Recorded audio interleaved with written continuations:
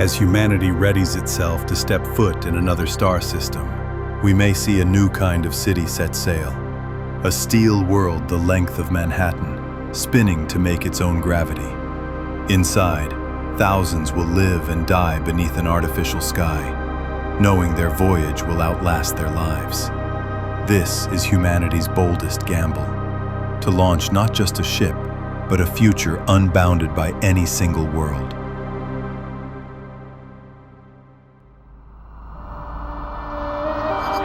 Deep in the vastness of space, between stars, one fragile world learned to dream. We mapped its continents, traversed its seas, learned to conquer its cloud-dappled skies. But every horizon we master reveals another, just a little further beyond our reach. Now we design futures, worlds we have yet to touch. Join the blueprint.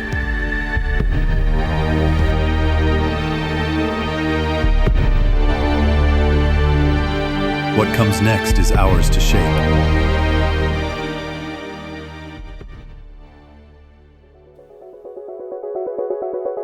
Imagine a child born inside a turning cylinder of steel and soil, light spilling down from mirrors that mimic the sun. They have never seen Earth. Their grandparents never saw the destination. And yet their whole world moves, one day at a time, toward a single star 4 light years away. This is not a spaceship. It is a civilization in motion, a generation ship. Humanity's boldest, strangest, and perhaps only answer to the infinite distances between stars.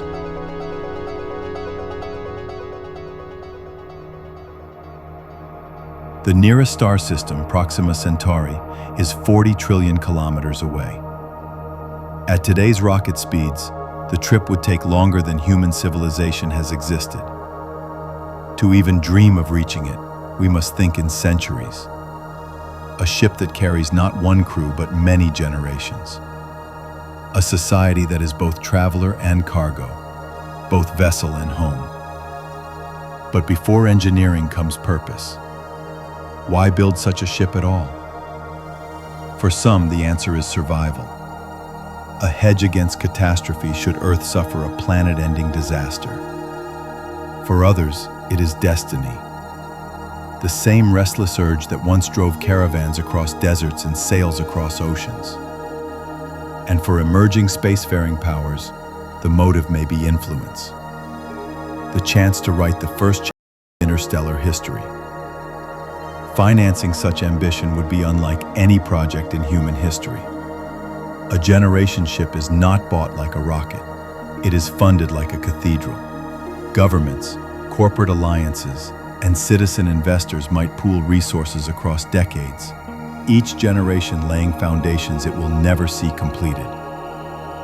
Here enters Aurora, our theoretical vessel, a generation ship 10 kilometers long, designed to house 50,000 people. It is not a fantasy of tomorrow. It is an engineering problem for centuries ahead, dependent on breakthroughs in fusion propulsion, life support, and closed-loop ecosystems we can barely sketch today. But even if it is centuries away, the vision matters, because only by imagining it can we begin to ask, what would it mean to live inside such a ship?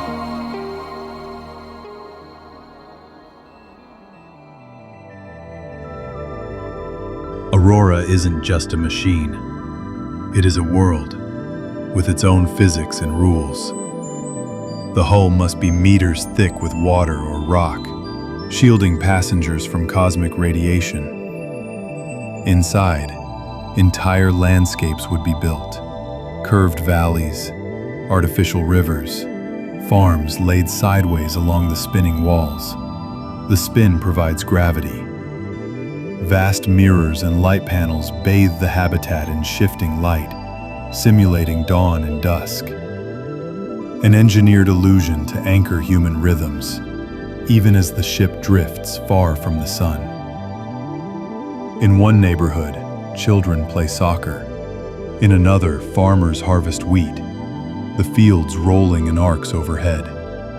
At the ship's hub, where spin fades to zero, laboratories float in microgravity, printing the parts that keep the vessel alive. But life here is more than physical survival. Families must raise children who will never see Earth. Teachers must pass on knowledge for generations so that nothing is lost. Governance must balance freedom with survival, because in a sealed ecosystem, one careless act could imperil thousands. And at the center of it all, meaning.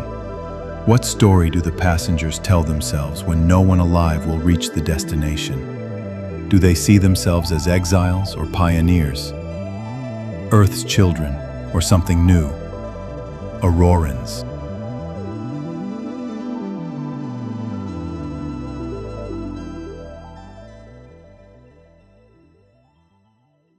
And now a quick word from our sponsor, the drawing board, because even in the void, civilization runs on support. Still wearing mass-market clothes that say nothing about what you stand for?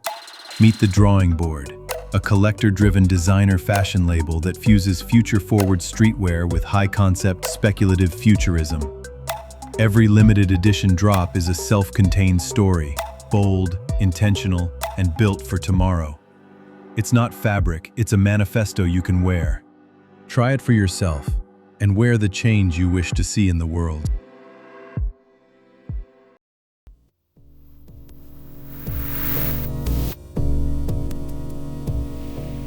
For all its grandeur, Aurora is still science fiction, for now. Fusion engines capable of pushing a city through interstellar space remain experimental. Closed ecosystems still falter after months, not centuries. And governance models for multi-generational isolation remain untested at scale. Realistically, a generation ship is a project for the far future, perhaps centuries from now. But the physics are not impossible. A fusion drive could, in theory, push Aurora to 5% of light speed. At that pace, the trip to Proxima would take about 85 years ship time, long enough that most aboard would never know another home. Yet other strategies might emerge. Cryosleep, for example, placing passengers into hibernation-like states and waking them only after decades or centuries. In that model, Aurora might carry far fewer conscious travelers, just a small core of trained caretakers and overseers who remain awake to monitor systems and the sleeping thousands. Even these watchkeepers would not stay awake the entire voyage. Instead, they would rotate in scheduled shifts, each team waking the next and then entering stasis themselves. This approach limits psychological strain, reduces food and oxygen use, and allows the ship to cross light years without requiring entire generations to live and die en route. Whether it carries generations or sleepers, Aurora would still face the same final question. After crossing the void, what kind of world, if any, will be waiting at journey's end?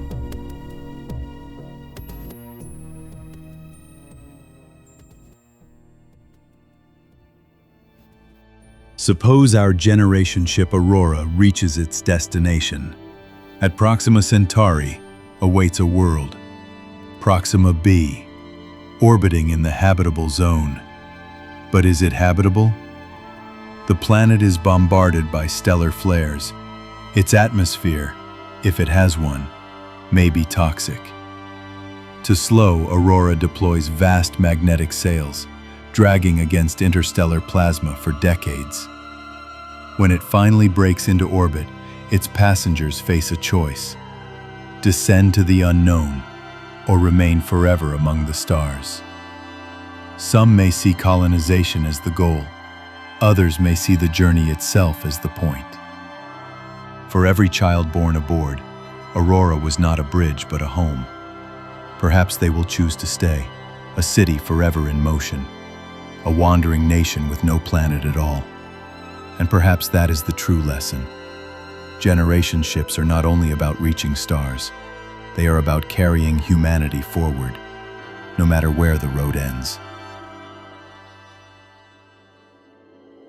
Would you board such a vessel? knowing you would never see its destination? Would you send your children, knowing their children's children might one day glimpse another sun? Tell us what you think in the comments. And don't forget to subscribe, because generation ships and cryosleep show how we might cross the stars. But once we arrive, or even before, what happens if someone is already listening? Next time, we explore humanity's first contact protocols, how we might speak, negotiate, or even survive a meeting with an alien intelligence. This is Architects of the Void, and our journey into the cosmic horizon has just begun.